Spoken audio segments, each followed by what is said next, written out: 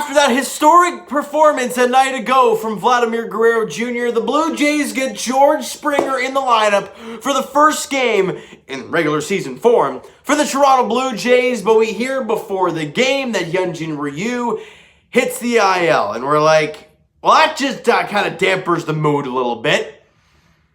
And the Blue Jays go out there against the Nationals today and get their butt kicked. 8-2. In the finale, the 2-game set, the Jays' winning streak of 3 games, 2 games, whatever the heck it was, is over. The Jays now drop to 11-12 on the year, back below 500. And today it was about your starting pitching didn't give you enough, whether it was unlucky hits or whatever the case may be. It didn't give you enough, and your offense wasn't there. A little bit of everything, I guess, at that point. The Jays had only 5 hits the entire game, but the way I look at it is your team was down so much so early, your offense just never got into a rhythm, never got into any mojo in this game. But before we talk about the game itself and what happened, let's talk about George Springer and what he did in his debut. He went 0 for 4 or 0 for 5 or whatever the heck it was. I think he went 0 for 4 in the game. And obviously didn't get a hit, but if I'm not mistaken, 3 of those hits were line drives. So I'll take that any day from Springer. I know people are going to freak out after an 0 for 4 in his very first game. If you do that, you're crazy.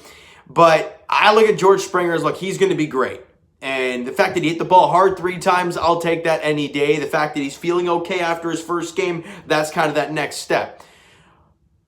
So I wouldn't say it was a great game for Springer. Obviously, didn't really make an impact in this game. Went 0 for 4 as the DH. He didn't really do a whole lot. But either way, it was great to see him out there as a Blue Jay. And in game 1 of many healthy days for George Springer. But as I mentioned, the pitching wasn't very good today. And the Jays didn't get any offense in the first couple innings. And in the top half of the 3rd inning, it all kind of unraveled for Steven Matz. Didn't give up a lot of hard hit balls, but they found holes. And look, that's what baseball's about, right? Sometimes you're not going to give up a lot of hard hit balls, but they're just going to find holes in the top half of that 3rd inning. Ryan Zimmerman hits a 2-run single, giving the Nats a 2-0 lead. Then Starling Castro gets an RBI single. It's a 3-0 lead. But we've seen this before. We saw it yesterday when Vladdy went off the handle. Even though he had 7 of the 9 runs for the Blue Jays yesterday. Either way, they went off and they came back from a 3-0 deficit against Max Scherzer. But in the top half of the 4th inning, this is when things really started to unravel. The Blue Jays give up a 3-run shot to Harrison. And it's a 6-0 ball game in the 4th inning. And I think at that point it was over. I hate to say it like that, but I always say that there's usually one opportunity in a game where your team gets an opportunity to either come back in a game, extend a lead, or get a lead, basically. You get one big opportunity. If you don't capitalize on that opportunity, 9 times out of 10, you're going to lose that baseball game. And what happened in the bottom half of that 3rd inning, if I'm not mistaken, the Blue Jays had bases loaded and 2 out.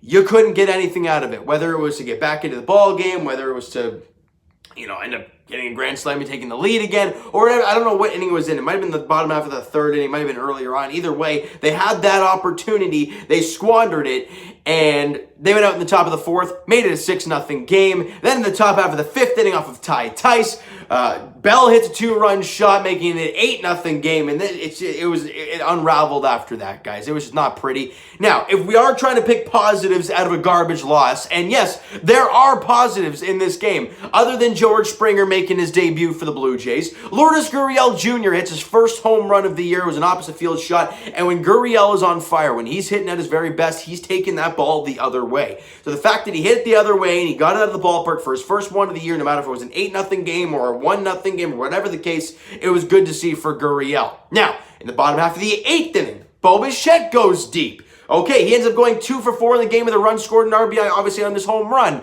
What that means, he was like 0 for 17 going into that at bat, or 0 for 18, or something in and around there. So he royally struggled as of late. The batting average that I know Rob on Blue Jay Center absolutely hates the stat. But either way, that's a number that everyone likes to look at. And he was hitting like 230 coming into the game today. So not what you want to see for Bo. But it was good to see him get off the schneid with a couple hits and a home run.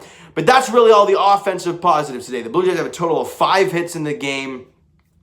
You have 2 solo shots, so there's 2 of the 5 hits, right? So it was not a pretty offensive game at all for the Blue Jays, and that's kind of been the theme. Inconsistent offense for this team. They have not strung hits together, look what happened in the top half of the 3rd inning. They strung some hits together, they got a two-run single and an RBI single, and you're up 3-0 in the top half of the 3rd, right? You don't need to hit the long ball. Get those singles, and that's what they did in the 3rd inning. The Blue Jays just could not get any offense going against Fedde today. He was Fedde? I think it's Fedde. He was dominant today. And it's weird. The Blue Jays seem to love facing the aces of pitching staffs. When it comes to the other guys, they just don't do very well. I don't know. We said that on the Instagram Live yesterday, and it happened. You beat up Scherzer, but you can't beat Eric Fedde. Interesting. And pitching-wise, as I mentioned, Steven Matz was on the mound for the Blue Jays today, and he was all right through the first couple innings. But the 3rd inning, everything just kind of unraveled for him. He lost his location. He was doing a lot of meatballs. They were getting him, like I said, they weren't a lot of hard hit balls, but they were finding holes. And then to kind of top everything off, really, the Harrison 3-run shot just kind of added insult to injury for the way Matz's day was going. Not a pretty day in the office for Steven Matz. You could say the ball was lucky for the Nationals today. And hey, that's baseball. It's going to happen. Where you're just going to have unlucky days, and then you're kind of down in the dumps, and you throw a meatball to the wrong guy, and he makes you pay for it. Those days happen. And for Steven Matz, it's not about having a bad outing, right? Because we all knew, he had 4 great starts. He's bound to have a rough one at some point. You just got that.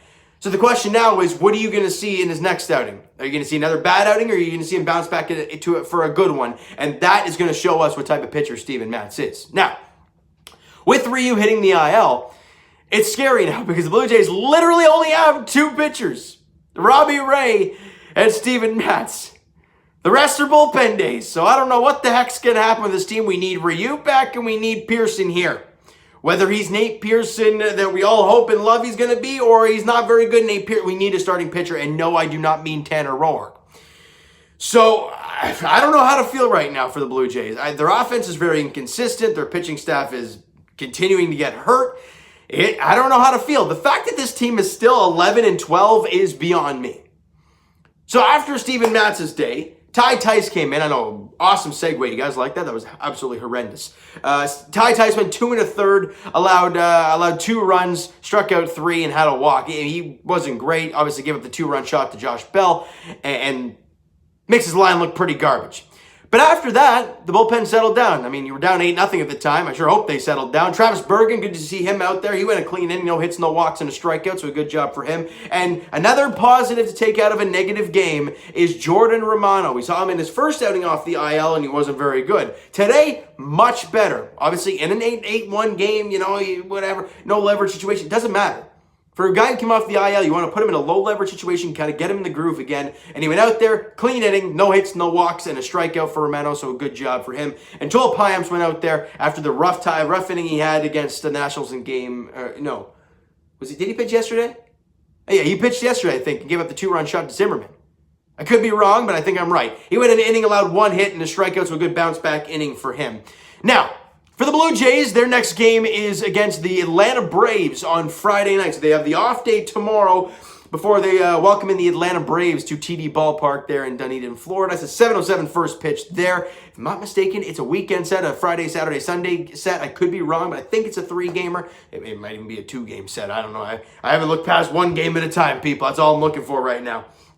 And we have no idea who's pitching. I think it's a bullpen game for the Blue Jays. One of many to come for this team. So the good news is, though, it seems like Nate Pearson, barring any setbacks, fingers crossed on that one, he could be ready to go on the next road trip, Nate Pearson. So that's very, very good news and encouraging news for Jays fans moving forward. But you got to take it 1 game at a time. It is not very pretty right now for Blue Jay fans. The Atlanta Braves, I think, were 11-12, either coming into today or after today's game. I can't remember what happened today for them.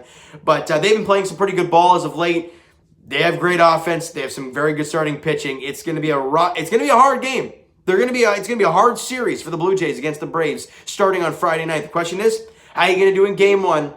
And we'll all have to wait and see. 7:07 first pitch there at TD Ballpark, all right? So you know what, guys? That is going to do it for this one. If you enjoyed the video and did not enjoy the game today, if you're a Jays fan, but if you're a Nats fan and you love the game today, smack the like button to appreciate that. Hit the subscribe button if you've not done so already. The Twitter is down below for myself. So follow up, send me a DM, do all that great stuff. The Instagram link is down below, so follow up, send me a DM on there if you want to do so. And I will talk to you guys. We'll do Jay's last as usual. Raptors edition tomorrow. They play at 9 o'clock against the Denver Nuggets. I'm gonna hope and pray that I can get that video out to you guys tomorrow night. We'll have to see how that all plays out, though.